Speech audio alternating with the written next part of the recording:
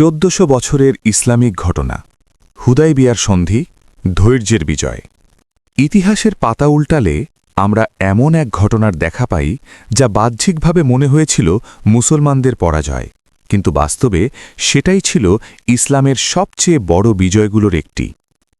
ঘটনাটি আজ থেকে প্রায় 1400 বছর আগে, হিজরি 6ষ্ঠ সনে। প্রিয় নবী হজরত মোহাম্মদ সাল্লাল্লাহু আলাইহি ওয়াসাল্লাম এক রাতে স্বপ্ন দেখলেন, তিনি ও তার সাহাবীগণ শান্তিপূর্ণভাবে কাবা শরীফ তাওয়াফ করছেন। নবীদের স্বপ্ন সত্য, তাই তিনি সাল্লাল্লাহু আলাইহি ওয়াসাল্লাম সিদ্ধান্ত নিলেন উমরা করার উদ্দেশ্যে মদিনা থেকে মক্কার দিকে রওনা হবেন।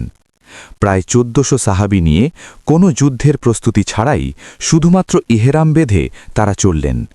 কিন্তু মক্কার কুরাইশরা এই খবর পেয়ে ভয় পেয়ে গেল।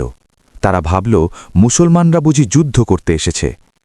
মক্কার কাছে হুদাইবিয়া নামক স্থানে কুরাইশরা মুসলমানদের পথ রোধ করল।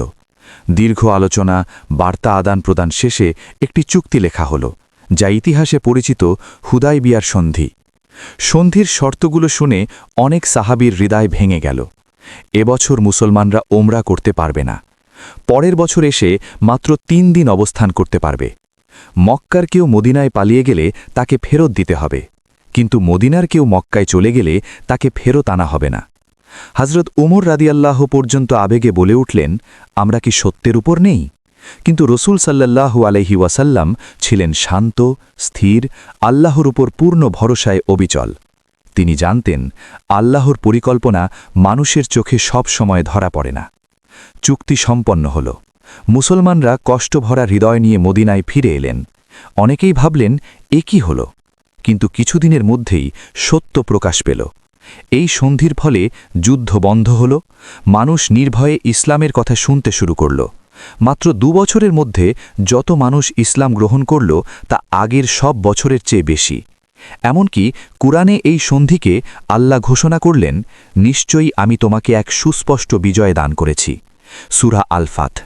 যে চুক্তিকে মানুষ পরাজয় ভাবছিল, আল্লাহ সেটাকেই বিজয় বললেন। এর ঠিক 2 বছর পর কোনো রক্তপাত ছাড়াই মক্কা বিজয় হল। এই ঘটনার শিক্ষা, ধৈর্যই মুমিনের সবচেয়ে বড় অস্ত্র। আল্লাহর সিদ্ধান্ত সব সময় আমাদের বোঝার বাইরে। আজ যে কষ্ট, কাল সেটাই বিজয়ের দরজা খুলে দিতে পারে।